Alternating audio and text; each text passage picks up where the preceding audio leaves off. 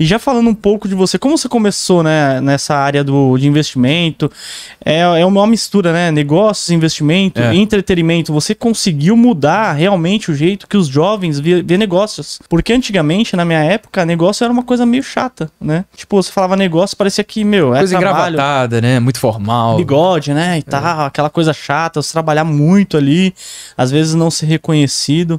E você conseguiu fazer do empreendedorismo uma coisa legal, uma coisa que, meu, eu vejo vários jovens hoje.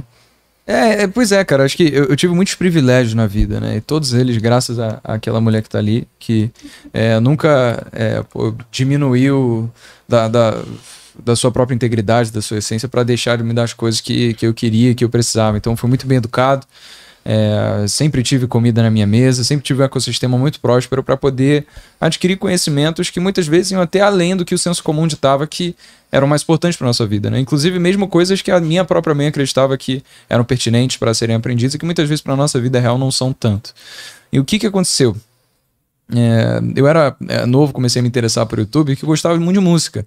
Meu pai me levou para aula de violão, começou a me ensinar, me deu aula de piano também. E depois fui desenvolvendo com base no gosto de poder ir para o YouTube e aprender a fazer. E eu comecei a assistir canais que também produziam música, só que de uma forma muito peculiar. Eram vários canais diferentes, em que o criador do canal era uma pessoa e tocava vários instrumentos.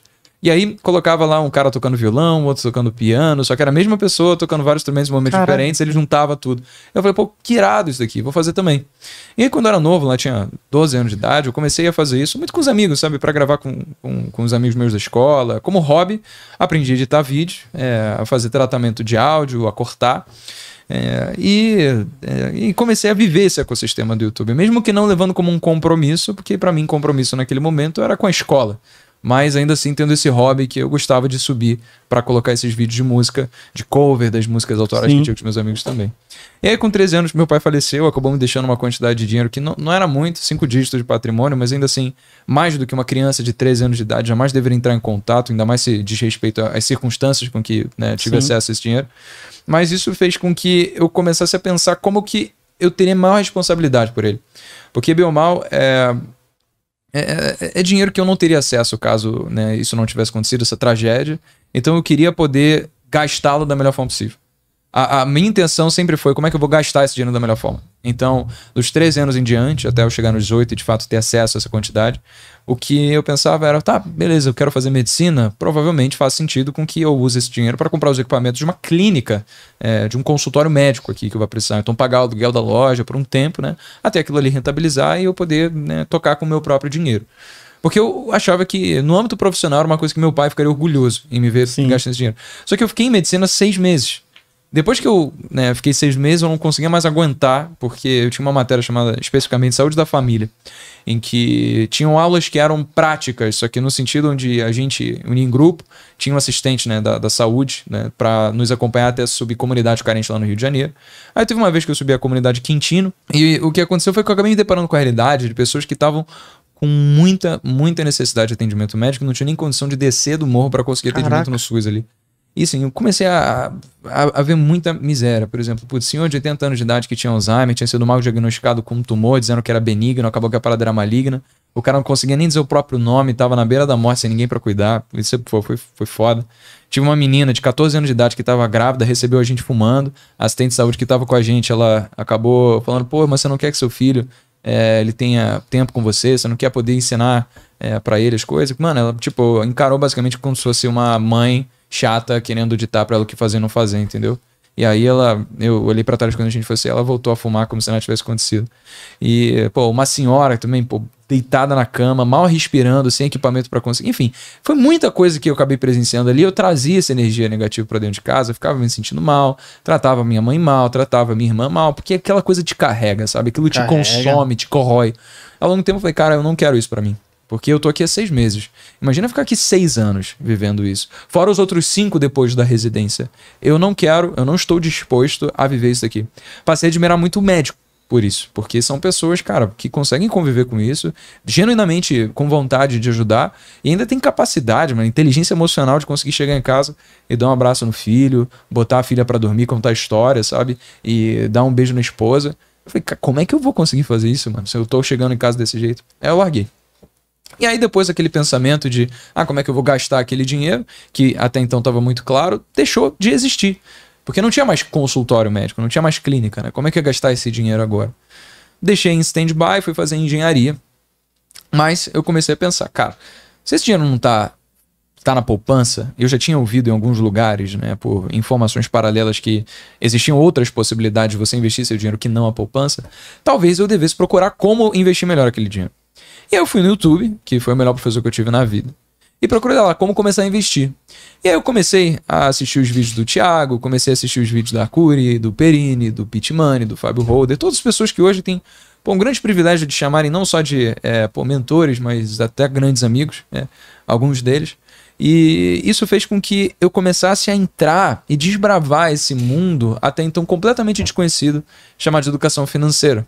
E perceber que são tipos de conhecimento indispensáveis para qualquer pessoa, independentemente de classe social, independentemente de circunstâncias, porque todo mundo lida com dinheiro. Você pode ser advogado, médico, engenheiro, como minha mãe queria que eu fosse. Não tem como, né? Ou você pode ser, sei lá, mano, gari, bibliotecário, astronauta, que fosse. Qualquer coisa. A não ser que você esteja morando numa, sei lá, montanha no topo do Tibete, você tem uma terra autossustentável que você consiga viver. Que é muito improvável, né? E, pô, até pra você comprar a terra... Até porque se você estiver no Tibete, você não vai estar assistindo a gente, né? Também tem isso, mano. Então, tipo, assim, a gente vai precisar lidar com dinheiro. Só que a gente não é dado uma aula sobre educação financeira na escola. Ou seja, eu comecei a entender a importância disso daqui e o quão separado era a passagem desse conhecimento para o público que mais poderia se beneficiar dele, que é o público jovem. Então, eu vi a Arcuri, achava incrível, aprendi muita coisa com ela, vi o Negro, incrível também, são pessoas que só têm o que agregar no mundo. E o que eu vi, eu falei, caramba, talvez, cara, faça sentido com que eu consiga falar com pessoas que as pessoas talvez não conversem tão bem assim.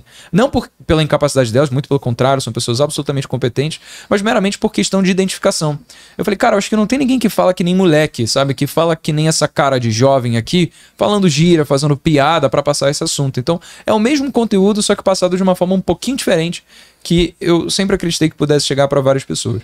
Então, eu entendia que a necessidade da gente saber sobre educação financeira mantive essa ideia na cabeça, né? Tipo, de se levar educação sobre isso de alguma forma.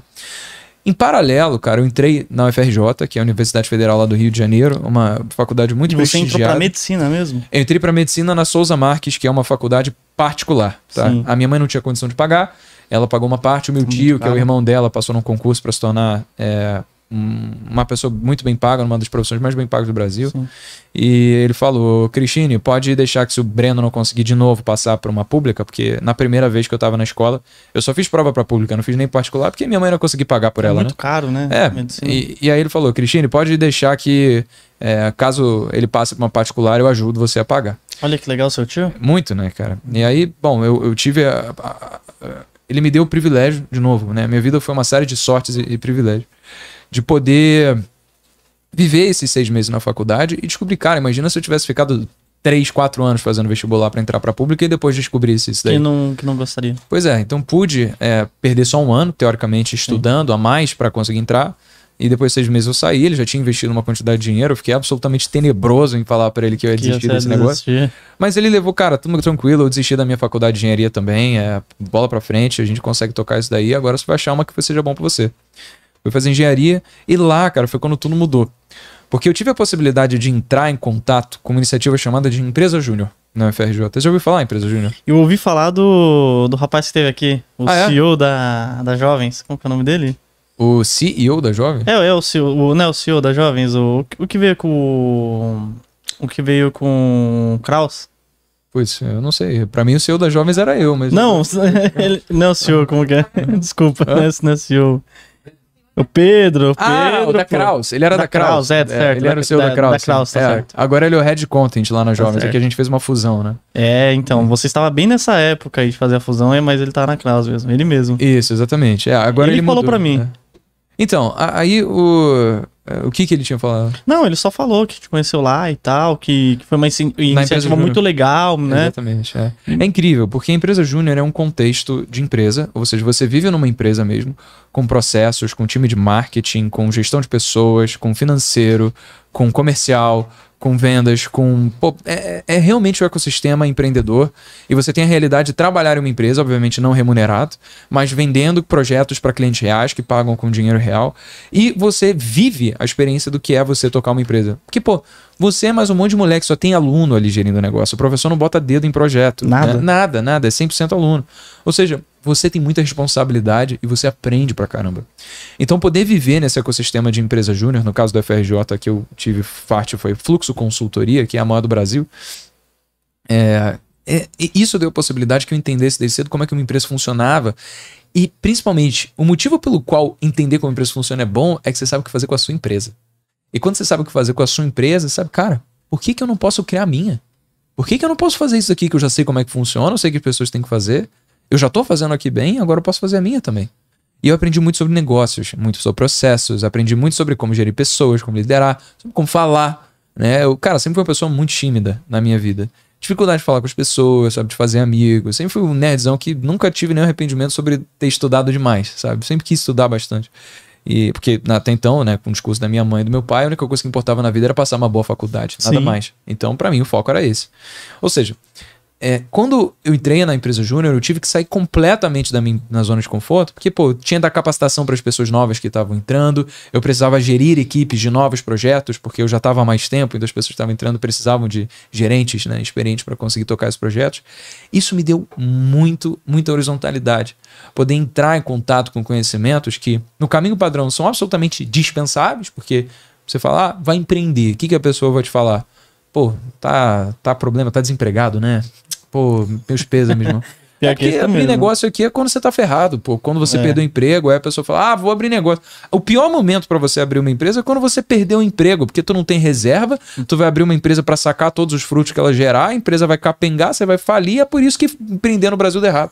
Porque as pessoas não sabem como fazer isso da melhor forma. A gente não é dado conhecimento para suprir um gap essencial, estrutural da nossa sociedade, de pessoas que estão sendo formadas para trabalhar em empresas versus empreendedores que sabem como gerir empresas.